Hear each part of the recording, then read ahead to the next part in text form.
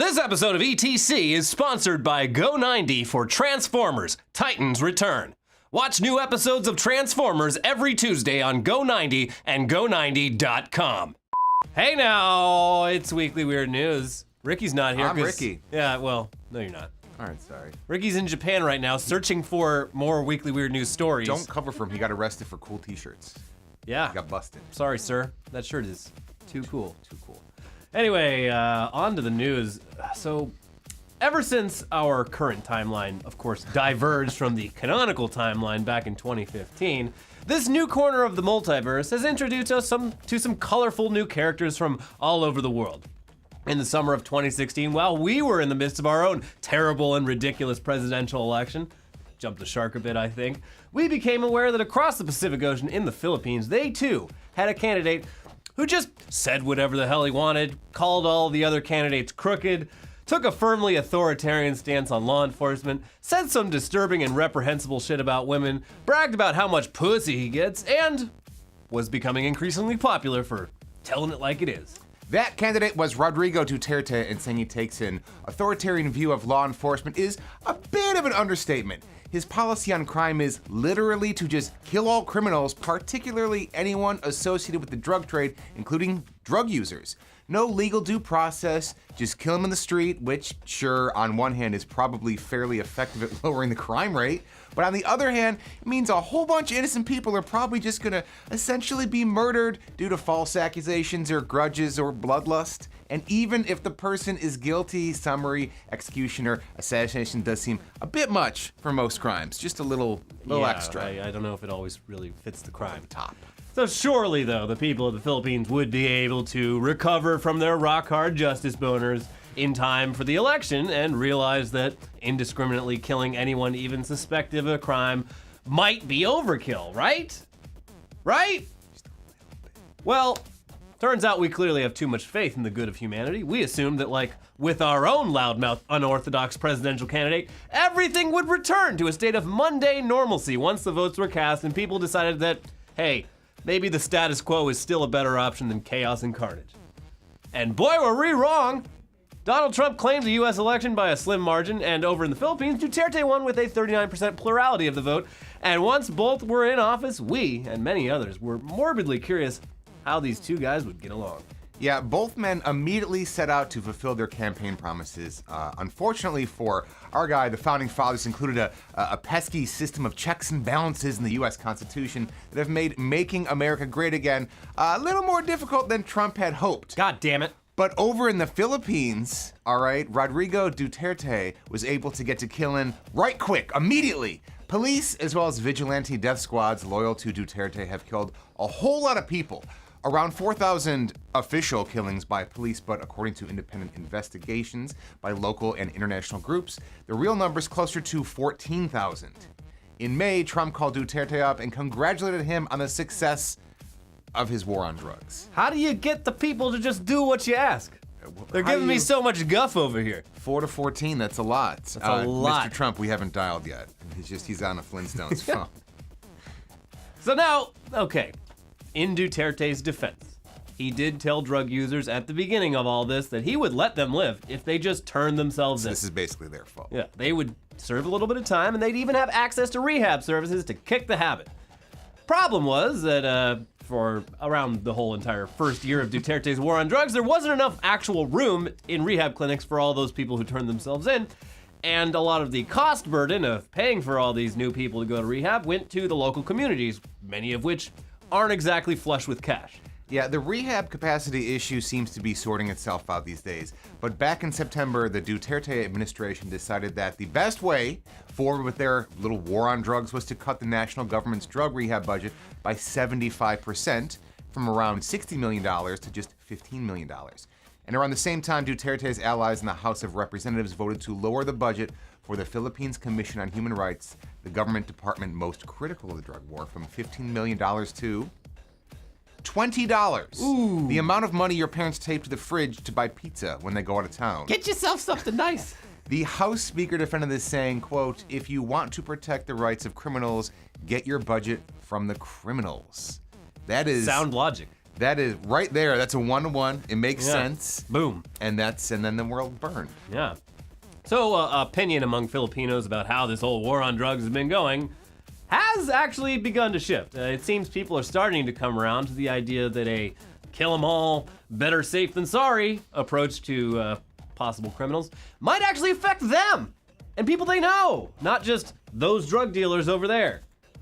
Back in August, a 17-year-old boy was killed in an anti-drug operation, with police saying that they had killed him in self-defense, and he totally had a gun and a bunch of drugs, guys.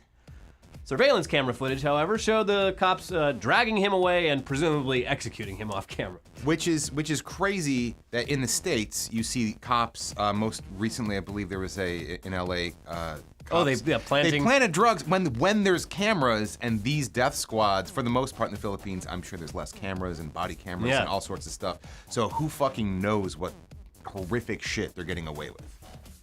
Best to just assume that they're doing everything right and move on with your life. You know what? You've changed my mind. Yeah. But anyway, that kid's mom, the 17-year-old who was dragged away and executed, his mom happens to be one of the 10 million Filipino citizens who live and work overseas. That's a lot of people who are Filipinos who don't actually live in the Philippines and haven't been there, some of them, for many years. As a group, they make up a huge portion of the people who voted for Duterte. And it turns out, surprise, it's a lot easier to advocate for a brutal war on drugs when you're not actually around to deal with any of the collateral damage. So, over 1,000 people attended that kid's funeral. It was the largest protest to date of the drug war. On the same day that kid was killed by police, 2 other teenagers were caught robbing a taxi, and one was tortured and then shot, and another was stabbed 30 times and thrown into a creek. That is a terrible death. Yeah. Just right. Seems disproportionate. What was he doing? He wrote 420 on his shirt. Put him down. Seems bad, but all the publicity around so many teenagers and children being killed in the drug war was pretty bad optics. But it turns out the one kid who was tortured and shot was related to Duterte, so of course claimed that the whole thing was sabotage to make him look bad. Fake news. Oh, it's fake. Speaking of relatives making him look bad, Rodrigo Duterte's son, Paulo, the vice mayor of Davao City, stands accused of running a massive drug smuggling operation in partnership with Chinese triads. Which is a Mad Libs of like a bad 80s action movie. The son of the leader of the Philippines is running a drug ring with the triads. Yeah. And his whole campaign, anti-drugs. Also, Duterte, a lot of people are saying, it's not confirmed, but apparently a lot of people think he has a fentanyl addiction. Oh, well that's a drug. That's a prescription drug. That's a drug. Got it. Bad back. Gotcha. Anyway, meanwhile, Amnesty International, they've been studying the situation closely and publishing some pretty fucking damning reports based on primary source on-the-ground reporting. Their January 2017 report titled, "If You Are Poor, You Are Killed, Extrajudicial Executions in the Philippines War on Drugs," states, quote, "Amnesty International is deeply concerned that the deliberate, widespread, and systematic killings of alleged drug offenders, which appear to be planned and organized by the authorities, may constitute crimes against humanity under international law." Terrifying. Amnesty International has conducted dozens of interviews in their research, including one with an unnamed 10-year veteran of police anti-drug units, who told them police are paid between $160 and $300 per encounter, which is the word they use to report and describe these extrajudicial killings. He said they also receive payment from the funeral homes that they send the bodies to. What a racket. Ooh, other unnamed police said that, shocker, they plant drugs on people who, they kill and turn out to not actually have drugs on them. Fixed. Oh, that's it. Can we just get some fake coke for this guy? Yeah. Amnesty International also spoke to alleged hitmen hired by the police, who say they earn about $100 for each drug user killed and up to $300 for each drug dealer they kill. So there's a ranking system. You get higher XP for getting it. So the whole situation is definitely stimulating certain parts of the economy. Yeah. That's a nice way of putting it. As for Duterte's response to these allegations from the world's foremost human rights organization, he called Amnesty International so naive and so stupid, and claimed the whole thing was a, quote, creation of George Soros. This is all sounding weirdly familiar. It's odd when... I'm getting deja vu. What do you call two lines that are parallel? Parallel? Yeah. Parallel. In February, a retired police officer named Arturo Las Canas held a press conference in which he said that he had been a leader of the Davao Death Squad, which was basically Rodrigo Duterte's trial run of his war on drugs back when he was in local government. He described various killings he had personally carried out, around 200 in total, on Duterte's direct orders, including a previously unsolved murder of a radio journalist who had criticized Duterte, along with the bombing of a mosque. He said he was coming out with all of this now, decades later, because of the immense guilt that he understandably felt about it. Also understandably, he now feared for his safety after speaking out, and after spending a few months holed up in a safe house in Manila, he got the fuck out and went to Singapore. Yeah, I definitely exercise my right, usually standing here, to go like, wah, complain about a big company or government official, but like, there's a lot of places that you will get killed, your family will get killed, they'll kidnap your family, and then magically, the person who is critical of the government or company or whatever is just he shot himself in the head 5 times. It's crazy. They are great. Must they have are been really amazing. depressed. Yeah, oops.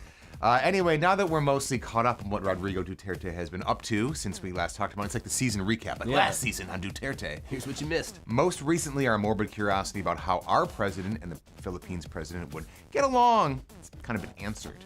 During Trump's recent trip through Asia, he made a stop in Manila, where Duterte was hosting the annual Association of Southeast Asian Nations Summit, and Duterte welcomed Trump and kicked off the event with his second favorite thing after mass murder: singing.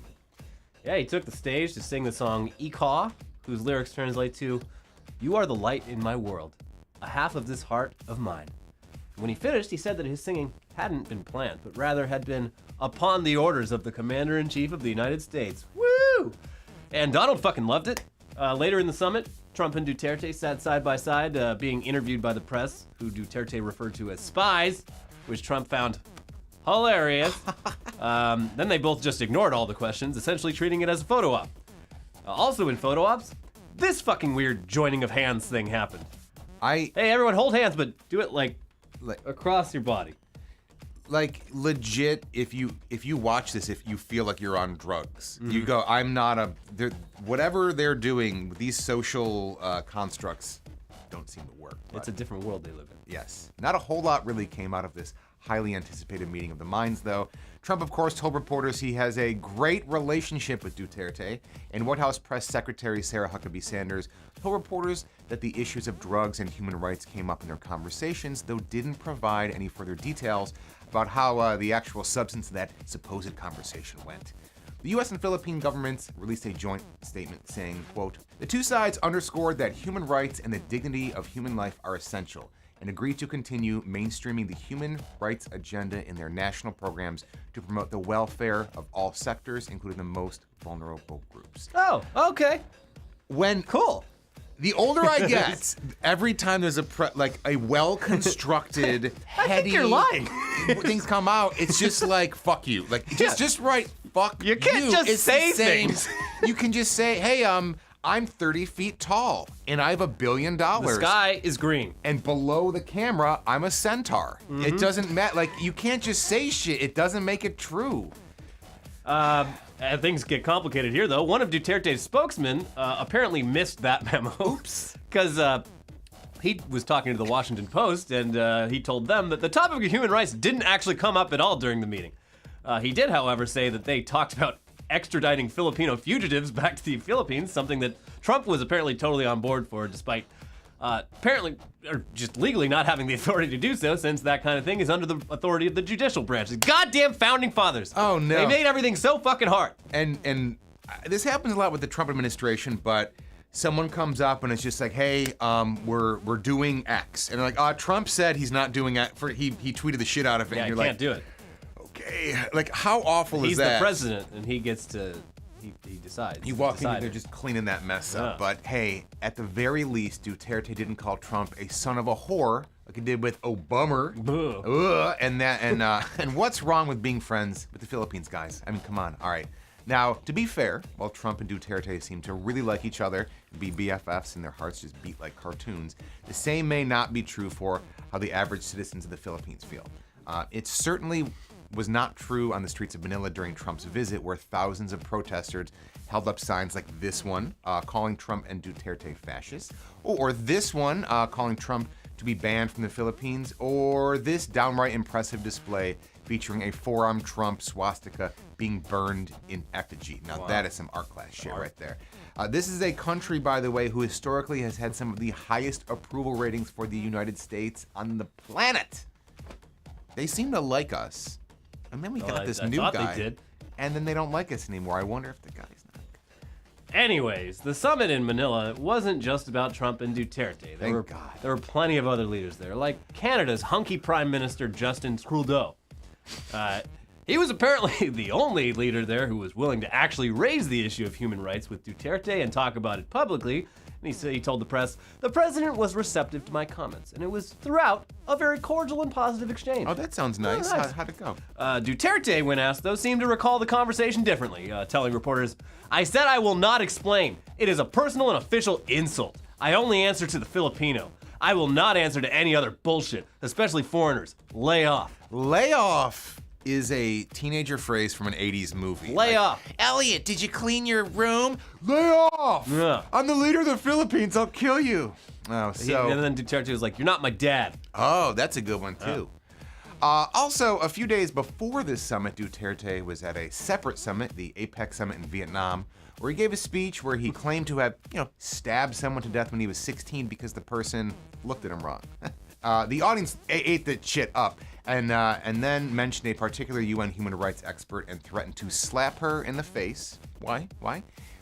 He'll slap her in the face if she ever investigates him, and then proposed that he should host an international human rights summit in the Philippines to investigate the human rights violations of the US, France, and Russia. Oh, and just for reference, when Rodrigo Duterte was 16, he wasn't some street kid. He was the son of the governor of the state of Davao. Oh, okay. So it's sort of like if your dad or family's in power, you can do whatever you want, and he hates drugs. It would be like if Barron Trump stabbed a kid on the streets of Washington, D.C. for looking at him wrong. Barron, why'd you stab him? Looked at me wrong. This is kind of the Barron Trump. Barron would never do that, though. He's learned his morals from anime. He would never show his true power level. No, he would get tentacle arms and do bad things. Mm-hmm. So there you go. Some of you were asking for a long time for an update on the whole Rodrigo Duterte situation, and yeah, he's still at it, and it's a whole lot less funny now. And also, because getting up to speed on that topic took so fucking long, there is a bunch of other weird shit from this past week, which does demand a deep analysis, but it's gonna have to wait until next week. Sorry. A lot of these stories you've been sending us, very good shit, but it's gonna have to wait. We do, however, though, have a just an ass load of weird headlines for you, so let's get right into that. Let me see if I can do this sentence justice. Stray cat, a suspect in Japan attempted murder. Like Brian Setzer from the Stray Cat. He used to be in the band. The Stray Cat. Baby, looks like no, it's the actual cat. Oh, they apparently they found a very old, frail woman. Okay. All like just bloodied up in her apartment. Looked like it's like, oh man, what kind of thug broke in here and attacked this woman? She's covered in cuts. And they realized it was actually just a neighborhood stray cat this old woman had the kindness to feed. And that's why I don't trust old women. Or cats. But mostly old women. Who's reading this next one? I'll take it. Okay. I'll fall on this grenade. She smeared menstrual blood on a fast food burger she served. Now she's going to jail. It's good, written, I guess, but it's written so happily, like he you won't believe what this fast food worker did. He saw a veteran on the subway. What happened next? You'll never believe. What happened? He smeared menstrual blood on a burger and he's going to jail. I'm like, that everybody loses. Everybody loses there. This shit is, it's like, I don't know. You always, like, eating anything that you didn't personally prepare yourself or didn't personally grow or raise in your own fucking yard, there's something in the back of your mind at every time you're just like, this might be the one. And then you hear shit like this and you're just like, you wouldn't know until it's too late. No. You might not know at all. And you're in there and you're deep. Scotland's happiest dog loses tail after wagging it too much. That's what you get for being happy. Somebody told him the phrase, they're like, use it or lose it. Mm-hmm. And he's like, okay. And wow. Yeah, as the type of dog breed, it's like an English version of a pit bull. And apparently it's a pretty common thing for them to wag their big muscular tails so hard that It just shears off? Well, it doesn't like fall off, but they'll damage it so badly that the veterinarians are just like, all right, you gotta go. Because I've seen dogs it'll that, like hit things and they'll like pull a muscle or something, break a bone. Man, I'm glad I don't have a tail. A lot of people would be like, I kind of want a tail. They're good for balance. Yeah, like imagine if like every time you got excited, a part of your body uncontrollably started whipping around. Wait, well, I mean... I mean... It's 2017, Elliot. Actually, do you guys mind? I have a question for you guys real quick. Czech tourists arrested in Kazakhstan for dressing as Borat. Arrested for beating a joke to death. My outdated reference. Yeah, the movie came out, what, 10 years ago? Something like that. It was a great movie that was just forever tarnished by dickheads in cubicle office environments quoting it There's a over lot and over There's again. a lot of movies. I firmly believe that a lot of media and bands and whatever get ruined by dumb people. Like, guess what? Fight Club's a great movie. Guess what? A lot of dumb people like it for the wrong reasons. But I mean, yeah, as much as it sucks as a comedy fan, imagine how much it sucks as the nation of Kazakhstan. My wife. They had that one. Did you see it? I think it was like, it wasn't the Olympics, but it was some sort of international sports competition where the fucking idiot DJ who was supposed to cue up all the national anthems, like he just fucking Googled like Kazakhstan national anthem and just played, mindlessly downloaded the Borat one and played that when their athletes were coming out. And that's why, kids, you get two sources. Yeah, back up your sources. Two sources. Washington, D.C. is home to America's largest collection of parasites. They're called politicians. Hey, drain the swamp, huh? Big cities. When we were in New York for Comic-Con a little while ago, I forgot. Like, that's a capital C city. Like big cities, like too big. Like again, I don't go downtown in LA that much. I know LA is a big city, but when you go there, you kind of go, oh yeah, I live in a different part of town. Yeah. I buy it. I buy that there's just things living and stuff. Well, you know here's what the I mean? thing. So, you're probably right, but this is an actual collection of jarred parasites. Boy, in a warehouse. I have misread this story. Just the largest collection of fucking like tapeworms Back and to shit. you. You're like, check it out. Okay, The article described it as, at first glance, it looks like a typical deli, which is just ruined delis for me. It's all the do you have to pickled... take a number still? And you're like, could I get a bunch of ham? Let me get a couple of ringworms and tapeworm.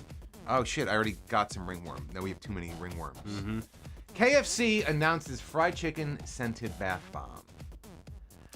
I don't take baths really. Yeah. Baths are for young people. Baths are for the young and the rich. Or old people. You just I mean, I have a bathtub, but it's not fucking human size. It's child size. Like, not comfortable. I gotta fucking pull my knees in. I'm gonna get two bathtubs. It's gonna be really romantic, and take some Cialis and just sit on a hill and look over with my lady until the Cialis kicks in, like in the commercial. Is that in the commercial? Yeah, that's the one where they're sitting in the bathtubs. Imagine how much. Hey, my dick don't work. Imagine how You wanna much sit in the faster tub? his dick would go up if fried chicken, Bath the bomb. scent of KFC was just inescapable in that bathtub. That's not, that's not really a good smell. I think when people who work at KFC, and again, like, if you do, hit us up in the comments, probably not a great smell when you come home. I've worked in many restaurants, and when you come home, you kind of usually smell like tartar sauce or gross. I think Subway is a restaurant that's in big quotes, that when you leave, you have a bad smell. If you go in, there's a very distinct smell. I think it legit smells like puke. I'm like, kind of. It doesn't. Yeah. But that's not a smell that. Yeah, I don't know who this is for, but it's Japan. KFC Japan's doing this, and they have a Prawn weird flavored Japan has everything. a different relationship with food than we do. That's the best I can describe it. It's just different. They're called politicians. We have one Kit Kat. They got like 50 Kit Kats. Yeah. They got wasabi. They got Yeah. Broken Dreams flavored. You want to talk ranch? Yeah. Let's talk ranch. Hidden Valley selling ranch-filled keg containing years' supply of dressing. Yeah, that's All right, right. ranch fans. So, first A off, keg. fuck you. You don't know how much ranch I eat. That's a week. Secondly, keg stand, bro. I mean, it's a neat thing. It's $50 for a gallon of ranch. I don't know how much a bottle costs, but this seems like a great deal. I think so. Assuming you're okay with keeping a giant container of keg. ranch in your fridge. You ever just have like something in your fridge that's too big, and you're like, this is kind of messing up the flow of my fridge? Like, where do you put this? I'm assuming you got to fucking refrigerate it. Like once you tap that thing. One of my roommates in college bought a bunch of rolls of 16 millimeter film, and it was in the fridge for a year because you got to keep it cool. And then it's spoiled. And I was just like, oh great, I can't fit my groceries in here because there's like 10 rolls of 16 millimeter film in my food, my food fridge. Yeah. The milk went bad because fucking this guy wanted to take movie film pictures. Police. Suspects overwhelming gas shuts down interrogation. I mean, the guy's good an alleged on him. criminal, but you know what? That's his right and his American. Isn't it? All right, so tell me, you better confess. Oh, come on now. Those cops, I mean, like, come on. Then that's what they got to train the cops to do. Yeah. Sit him in a room with a guy who just ate a keg of ranch and just took a KFC bath bomb. I mean, that's gonna go a little further than a fart. I mean, yeah, but guess what? Like, train hard, work hard, play hard, you know? Yeah, that's your right. You have a right to an attorney, and you have a right to let gas escape your ass. And then that room is tainted. And I bet you those cops now, and they're like, hey, where's the suspect? He's in the fart room. Like, that interrogation room is the fart room. Because I've seen TV shows before where they have multiple, and that's the fart room. Dun dun. This Miami private school is selling bulletproof inserts for its students' backpacks. There's no larger issue that we should discuss regarding that. And you know, there's a problem. A lot of parents are worried about school shootings happening at an increasing rate. But we got you covered, guys. No, we are not going to lobby for any laws to change. We're just going to sell these $200 inserts for your backpack. So if your kid happens to get shot in the back. Do you know why this is so dumb? You're fine. They're probably cheaper on Amazon. Yeah, probably. Look them up on Amazon. Are these This is like war profiteering for Are these bulletproof backpack protectors organic? My kid has a peanut allergy. That's a solid. Look, the only way to stop a bad guy with a gun is to wear all Kevlar all the time on your entire body. Martin Luther King said that. Yeah. And it's the only way. It's everywhere. I have it tattooed here just below Thug Life. Man uses match to check for natural gas leak. I'll let you guess. Gas ignites. Should have bought a canary. Is this gun loaded? I mean, what are you doing, buddy? Smells like gas. Is it gas though? No, there's only one way to find out. I mean, wait, like, what did he think was gonna happen? Does he deserve it? I mean, I don't really wish death upon many I don't think he's people. dead. But does he Just a deserve couple burns. Just a couple. I'm sure he learned his lesson. Oh man! Oh, Duterte found some stuff on France. Oh, good. French woman fakes own kidnapping to hide affair. That seems legit. I'm not being sarcastic. That seems reasonable. If you're having an affair, right? You got to cover your shit up. Yeah. And like husband's asking all those questions. Where were you all weekend? I was being kidnapped. I was kidnapped. Definitely not fucking some other dude behind your back. Roy. What's a good name for a guy that a married woman's having? Roy's a good one. Roy. Yeah, Roy. Were you with David? David, I feel like is one. Unless Davids are the ones who get cheated on. Yeah, I think David is the cuck. Oh, and there it is. David gets cucked by Roy. And I'm not saying that you guys should write some fanfic about David getting cucked by Roy, but who the fuck is Roy? Why is he texting you so much? David, don't worry about it. Roy's my kidnapper. I don't even know him. He kidnapped me for the whole week. I was at a Subway. It smelled like puke. I just went outside, and this guy just shoved me in his car. I don't know what happened. Oh, and then we fucked all weekend in a really nice hotel. He's got more money than you. Anyway, that lady's in trouble because the French military spent like $100,000 trying to find her. Oh, see, that's where you run into trouble. It's not a victimless crime, you know. At least they had something to do. It's an exciting weekend. Honey, I gotta go. Get out of the. I get out of the fart interrogation room, and this lady got kidnapped. Chinese company offers lifetime supply of liquor for just $1,673. It's a great fucking deal. I'll tell you this, just like that ranch story, you don't know me. You don't know my wants and needs. Like, I can't, it's a lot of math to do, but I'd take that back. I would cautiously venture to guess that I spend about that much probably a year on drinking, I would have to say, which is depressing. even if you're giving me plastic bottle booze and Miller Lite, I could at least hit 17 in a year. I think. To be clear, it's not just any booze. It's some sort of weird fucking Chinese liquor that's like 60% alcohol and tastes like gasoline. Oh, But hey, everything's better with juice. I think just water it down a little bit. Yeah, and you know what have I mean? you have enough of it that you can use it to like clean your house. Like you can. It does everything. Yeah, You know it's what I mean? antiseptic at that point. When you're getting a tattoo, you just pour it on. A little for me, a little for you. Mama, I cut my hand. Shut up! I'm lighting this match. Don't light a match. We have around all this stuff either. alcohol. We're gonna use it, goddammit. But Elliot, all of this film is in the fridge. I can't fit it in to Well, chill shit. it. Anyway, that's it for this week's Weekly Weird News. Again, we missed a lot of great stories, but they'll all be there next week, I swear.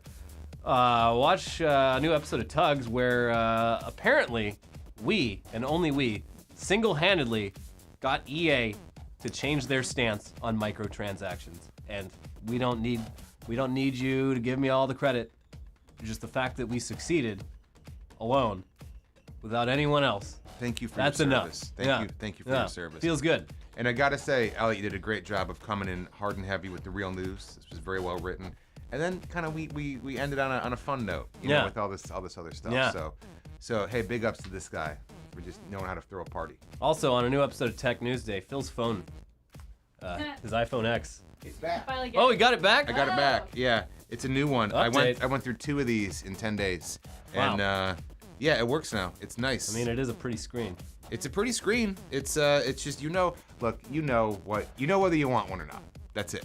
There's no, if you're like $1,000, fuck you, you're good. You don't want one. Yeah. If you're like, I love Apple shit, you want one. Mm-hmm. So that's the review in 2 sentences. There you go. Ethical reviews, only here. Bye. Bye.